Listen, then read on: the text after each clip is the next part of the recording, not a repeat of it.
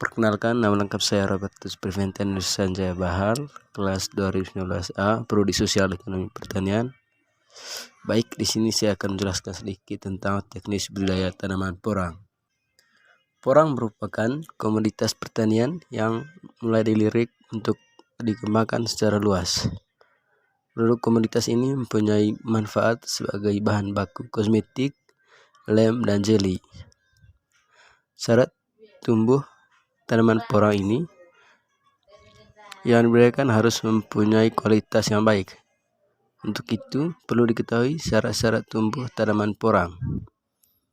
Yang pertama, intensitas cahaya 60-70%. Kemudian ketinggian 0-700 meter. Namun yang paling bagus pada daerah dengan ketinggian 100-600 meter di atas permukaan laut. Tahap yang pertama yaitu persiapan lahan. Lokasi tumbuh tanaman porang yang baik adalah di bawah naungan dengan intensitas cahaya 60-70 derajat.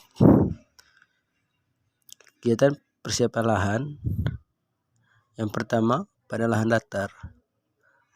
Setelah lahan dibersihkan dari semak-semak, lalu dibuat gunungan selebar 50 cm dengan tinggi 25 cm dan panjang disesuaikan dengan lahan. Pada lahan miring, lahan dibersihkan, tidak perlu diolah, lalu dibuat lubang tempat ruang tumbuh bibit dan yang dilaksanakan pada saat penanaman. Yang berikut persiapan bibit. Porang dapat diperbanyak secara vegetatif dan generatif. Bibit yang dipilih adalah dari umbi dan bulbil yang sehat. Bibit porang cukup ditanam sekali. Setelah bibit yang ditanam berumur 3 tahun, dapat dipanen selanjutnya dan dapat dipanen setiap tahunnya. Tahap yang berikut yaitu penanaman porang. Porang sangat baik ditanam ketika musim hujan, yaitu sekitar bulan November sampai Desember. Tahap penanaman porang sebagai berikut. Bibit yang sehat satu persatu dimasukkan ke dalam lubang dengan letak bakal tunas yang menghadap ke atas. Yang kedua, tiap lubang tanaman diisi satu bibit porang dengan jarak tanam sesuai kebutuhan, yaitu minimal 25 cm sampai 30 cm.